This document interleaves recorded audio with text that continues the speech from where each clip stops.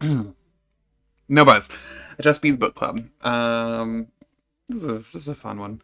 I saw this cover and laughed. It was extremely funny to me. Um, Today we're talking about Sabrina Imbler's Dyke, parenthetical, geology. Uh, it's a good joke. It's a good joke, and the cover is very pretty. Um, it just fucking nailed it. This is like a chapbook. It's about 22 pages. You know, or how do you say?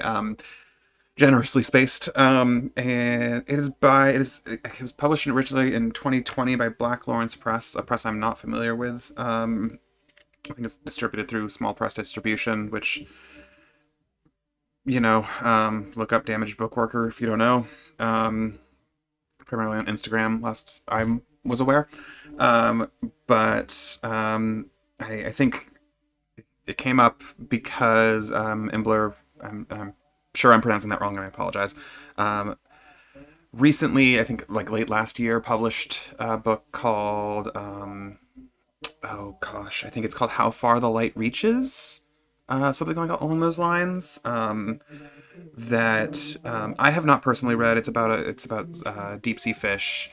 But I know two people who I work with have both read it and both found it really, really affecting. And I'm now strongly considering reading it as well because Dyke parenthetical geology is quite good. It is about volcanic dikes in both senses of the word, very explicitly. So, for instance, the start of part two, or chapter two here, it is a dike, according to geology, is a sheet of magma born in a fracture. Dikes are best understood as the veins of a volcano, coursing hot and varicose toward the surface to erupt. Because of this, dikes are always younger than the body of rock in which they've made their home. Born differently than the mother rock, they make their presence known in rebel coloration, black against white, striped against mottled, crystal against sand. Geologists consider dikes intrusive formations, in part because they were formed underground until exposed. Skipping a paragraph. Dikes indicate that some significant tectonic event took place long ago. Either the Earth's crust reached toward each other, creating mountain ranges and like interlocked fingers across a table, or the crust pulled apart, thinning to the point of a valley like the sagging blanket between two bodies on either side of a bed. I think that's a pretty good sort of encapsulation of the register that this little chapbook works in. It is very interested in sort of collapsing context between multi-million year, hundreds of thousands of years to millions of years of geological time with, personal biographical time, with queer sex specifically, and I don't know that it is like it is entirely successful at all that it tries to do in that register. I feel like I don't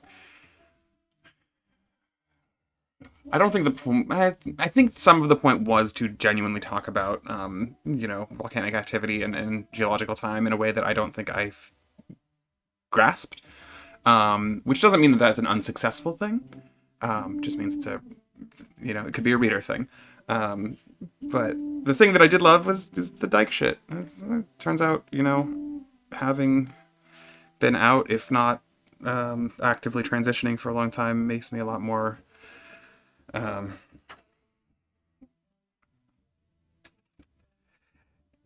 feel like 8 years ago I would have like been like, oh ha ha ha, is it okay if I laugh at this joke at the title? And that is no longer the case, and I think that's really nice for me. um uh but yeah, so the sort of the pedagogical mode that I think part of this is genuinely trying to do didn't quite hit for me. The personal writing definitely did, and I'm not saying it's not interesting in terms of like talking about geological time in general, and volcanoes and dikes in particular.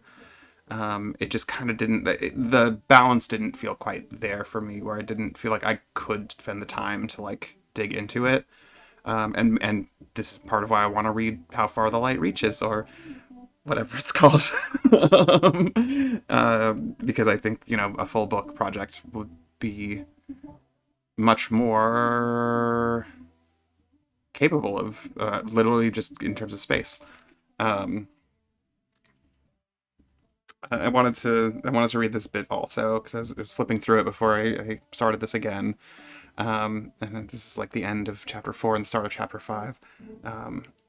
When I think about it, every dick I've ever had looked like a crystal, most frequently amethyst, the first fluorite, the one that melted in the dishwasher, rose quartz, the one I returned to you in a Trader Joe's bag, lapis lazuli.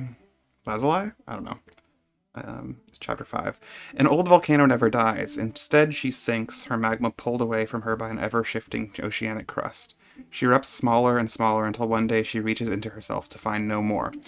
So she stops and gives into the wind and waves pulling her lava into the sea. She becomes something like a ring in the ocean, called an atoll, coral reefs taking over what once were her legs. And then I remember that some volcanoes never even break the surface of the sea. Sometimes on her deathbed, a dormant volcano will become active once more before she sinks into the sea. She spurts small bursts of lava over the course of millions of years, faint cries that disrupt little and are heard by few. In most cases, her lava hardens before it tastes salt water. Sociologist Pepper Schwartz coined the term lesbian bed death in 1983, a term that most of us now decry as myth. But when it's been months, it can be easier to blame the community than to introspect.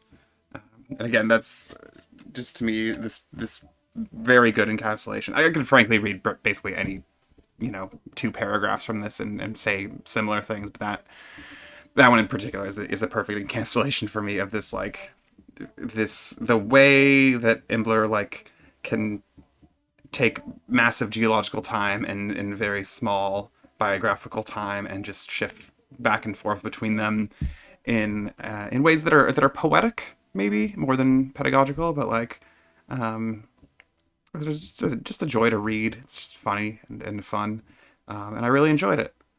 And that's Dyke, parenthetical geology. And this is me thanking you. Thanks for not watching.